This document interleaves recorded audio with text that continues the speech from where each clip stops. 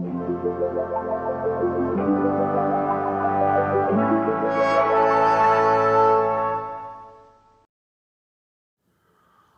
says soulmates, and it is Canadian back bacon holding hands with an egg.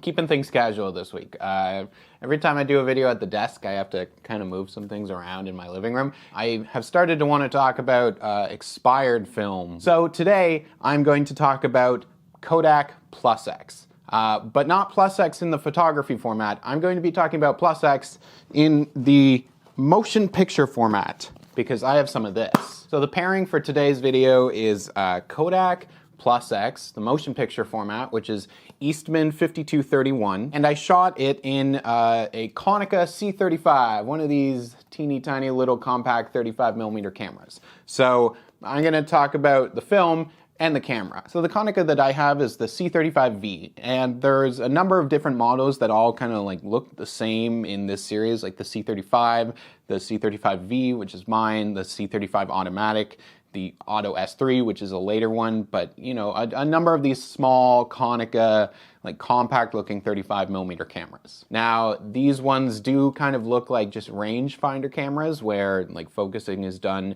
by lining up the two images in the viewfinder, and normally they were, except the C35 version that I have doesn't even have a rangefinder. So it's really just look through the viewfinder for framing. That's about it. Because you're not seeing through the lens like an SLR, you're focusing based on zone focusing. Zone focusing is when you have like the little images and identifiers to help you around the barrel of the lens. The only control that I have for exposure on the C35 is choosing my aperture. There's no shutter speed because in this camera the shutter speed is coupled to the aperture. So you choose your aperture and then the shutter speed is also kind of chosen based on that as well. And that is all given to you based on like an indicator in the viewfinder. So at f4 it's shooting at 1/25 of a second. It does have a built-in light meter though, which goes along with its automatic exposure setting. So if you throw a battery in the bottom, then you have a little indicator needle in the viewfinder that will help you to understand your exposure. Or you can just let God take the wheel and throw things on automatic, and then the camera will do everything itself. Let God take the camera. Let God let the battery take the picture. Something. The other thing that helps you to have a little more control over your images, especially if you're, you know, putting it on automatic and everything, is the option of choosing the ISO of the film you load into it. So there's a little ring on the front of the camera's lens, and it allows us to put in the ISO of your film, and you can dial in between 25 ISO all the way up to 400 ISO. So those ISO options are a little limited, but only just because it lacks like an 800 ISO option, but also overexposing 800 film as 400 by one stop is not that big of a deal. It's also got a slightly unique 38mm lens on it, as opposed to like a standard, you know, 50mm. It's got the slightly wider 38mm, so that kind of helps you to get over the hump of not being able to accurately check your frame and everything. So, you know, you've got a little bit more breathing room to work with on one of these. Other than that, pretty self-explanatory. It loads like normal, it opens like normal, you pull up the rewind knob. Super light, super easy to like throw in a pocket. You can throw a little strap on there, and it reminds me of some, like I have a Minolta, this Hi-Matic, which I also really like, is kind of also like a glorified point and shoot. It's got a built-in lens, it takes a couple of AA batteries, and it's also zone focusing and automatic exposure. It is different still from, you know, like a full rangefinder like this. What is this? A Yashica Lynx 5000, which I just happen to have. But this is like a full rangefinder, so there's more weight to it. It is larger overall, and it's like a full rangefinder focusing system, and you've also got shutter speed and aperture and stuff. Plus X. I want to know about people's experiences and thoughts on Plus X. Plus X for like the motion picture version of it, was a very long-standing black and white choice for shooting 35mm. This stock dates way, way back. Like, it's been around long enough that it was originally, in its earliest form, introduced as a nitrate stock. Plus X been around since the 1930s. It is a classic that sadly no longer exists. At the end of its lifespan, Eastman 5231 was an 80 ISO black and white negative film for 35mm motion picture cameras. If you bought Plus X in photography rolls for like still cameras, then it was a 125 ISO black and white film. So it, you know, kind of existed to complement Tri-X, which was a 400 ISO, like a higher ISO black and white film, and then against that you had Plus X, which was a lower ISO option. Sadly, Plus X was discontinued in 2010 and 2011 for both motion picture uses and photographic uses. So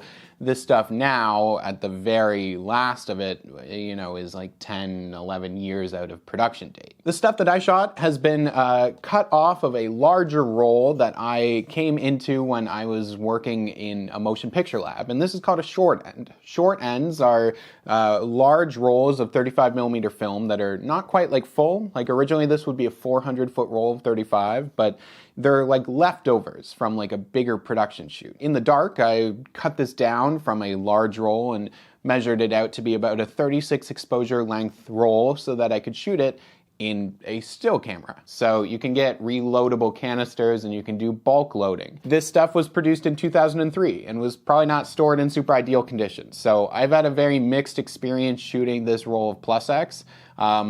But let's take a look at some of the shots here. So let's start off by talking about the Plus X that I shot specifically in the Konica. I threw the Konica on auto for this whole roll just so that I could kind of like walk around and shoot it and like not worry too much about it and just kind of like play around with it. I've used the Konica successfully before. I shot a roll of Fuji Superia through it a few summers back. Now if we take a look at the actual negative here, we can see that it's pretty thin, and it definitely could have used more time in the tank, I think, because I want a negative that is easier to scan from, and I had a hell of a time getting good scans off of this negative. This was not easy. So ultimately what I did for this roll is to actually put it on the glass of the scanner. So that's why I have like the full borders and the perforations and everything. Scanning directly on the glass usually involves like anti-Newton ring glass, a special glass so that you don't have like weird artifacts. And I use like cheap picture frame glass that managed to avoid Newton rings for the most part, which was really lucky. But I've also kind of sacrificed some sharpness on these scans in order to get like more information and better exposure. And finally, when I did, you know, I was able to get these images that some of them I'm pretty happy with. There's a good amount of contrast here, and what was originally like a fine grain film that just because this stuff is expired due to age has become like a coarser grain image. As for the Konica, the auto exposure overall looks pretty good. Again, this was a nice bright day and it's an 80 ISO film. A lot of people also recommend overexposing expired film when you're shooting it. There's a rule that a lot of people like to throw out that is overexpose your film by one stop for every decade that it is expired by. That rule is not a hard rule, and it's largely made up because there's a ton of factors that go into the quality and results of expired film. With the Plus X stuff, I think I can still rate it at 80, and as long as I keep trying to refine and figure out the best developing for this stuff, then I should be fine still shooting it at box speed. Now, if we take a look at some other stuff where I experimented with it as well in just my Canon, and I developed it slightly differently, then you can see that I've got negatives and scans that look much, much better for this stuff. I'm still struggling to get like exactly what I want out of it, and in general, very recently I've become very frustrated with flatbed scanning, and that's mostly just because flatbed scanning expired film can be a huge pain. Overall though, with the Plus X stuff, I think it's really interesting. I've heard a lot of good stuff about Plus X back when it was in production, as it was like a nice fine grain, which I can see some of that here of, you know, not like a really coarse grain for sure. And also like a nice medium contrast as well. It is really similar in a lot of ways to Tri-X, I think, but that's also only because like that's, you know, one of my only reference points for like the Kodak black and white stuff. Like T-Max obviously has like a different grain structure in comparison to like the classic grain structure of Tri-X and Plus X as well. So there's nothing super crazy about Plus X. And for a long time, it existed as another option between, you know, Tri-X and T-Max and T-Max 100 as well. So where does that leave us without Plus X? Like, Plus X has been out of production since 2011 at this point.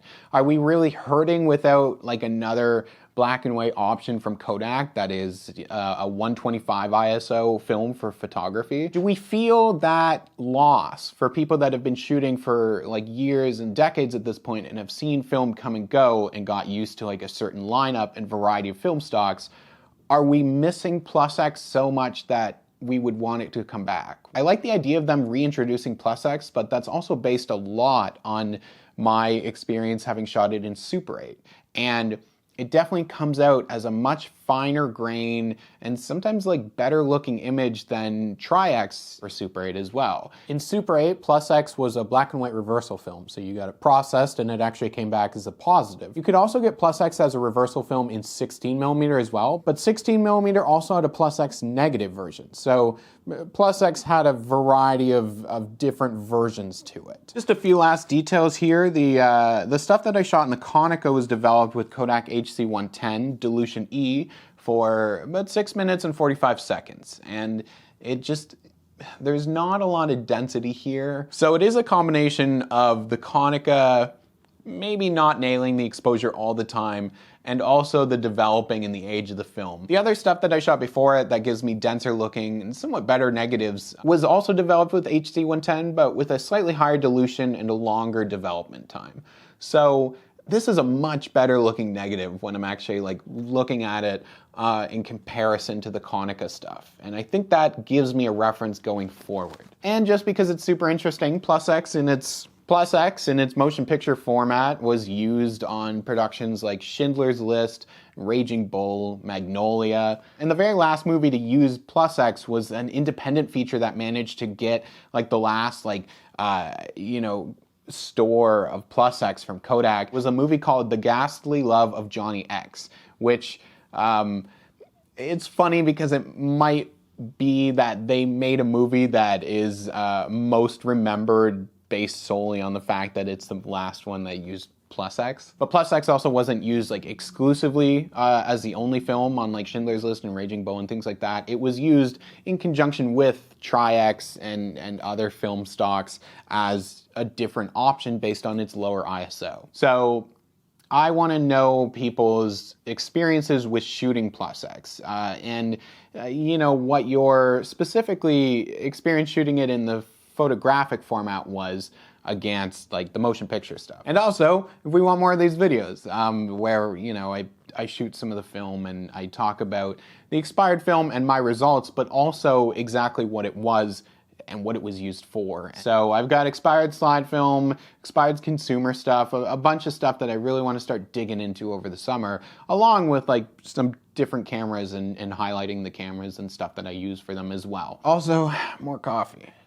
Here's the thing, the channel just hit, no, it didn't just hit. Like a week and a half ago, it hit 30,000 subscribers. So I really have to thank like everybody who watches the channel and subscribes and, does all the YouTube stuff, comment, subscribe, and like, and share it around and everything, because word of mouth is so big for this stuff. And it is sometimes like hard to grow the channel, but also other times I'll be just like amazed and things will just like happen on its own. As I finish my long spiel here, I do want to do some mail, but again, thank you for 30,000 subscribers. I got more expired film, I've got more fresh film, more roll reviews, scanning videos at some point, developing stuff at some point. It gets so cold in my apartment. Developing stuff is a pain. Mail recently, I got some stuff that is so exciting again to think about doing in the future, but I'm holding off just right now because of the weather and like I want to do this stuff justice. So this stuff came from the film photography project themselves, and I mean, like, go to their website, check out their services. They offer a lot of stuff that's really important that not everybody else does. So they sent along some 35 rolls of just some black and white stuff, like their Let It Snow film and Derev Pan 400. But the big thing that they sent, and months ago they sent 8mm. I have 8mm and an 8mm camera, like regular 8mm, and I feel so bad that that has not made its way onto the channel yet, because I just have not. I did so much pack film stuff and all this stuff that it has gotten delayed, but it's happening. And once that happens, I will also be eventually doing some 16mm stuff, because they sent this really beautiful Kodak 16mm Cinekodak magazine camera. The Film Photography Project offers a service where they will take those old regular 8mm and 16mm cameras that used to take the metal magazines, not the rolls that you can still buy now, but these magazines, and they fill the magazines with fresh film. Not a lot of people do that. In fact, very, very, very few people do that, and they offer that. So if you have an old enough camera that it takes 16 or regular 8mm in those metal magazines, then go to the Film Photography Project, buy some of that stuff, because they sent that along, and that is going to be so much fun to try and shoot and do stuff with. And even more 16mm is coming too, because, well, I will be able to experiment and talk about the magazine cameras from the Film Photography Project and that kind of film. Pro 8. We got some Pro 8 stuff coming soon, because they now do 16mm film kits. They are just small rolls. It's only like a minute worth of film, but it's perfect for like something small, and the ability to like shoot a roll of 16 and not like, you know, destroy your wallet just so that you can test a camera and make sure things work so you can shoot more 16. More 16mm this year for sure. And I guess more of everything. 30,000 subscribers, you know, let's get that to 31,000 subscribers. That's my set your goals reasonably. Thank you all so much for watching. You know, Patreon and P.O. Box and stuff, and everything is crazy. Down in the description. I will see you all soon.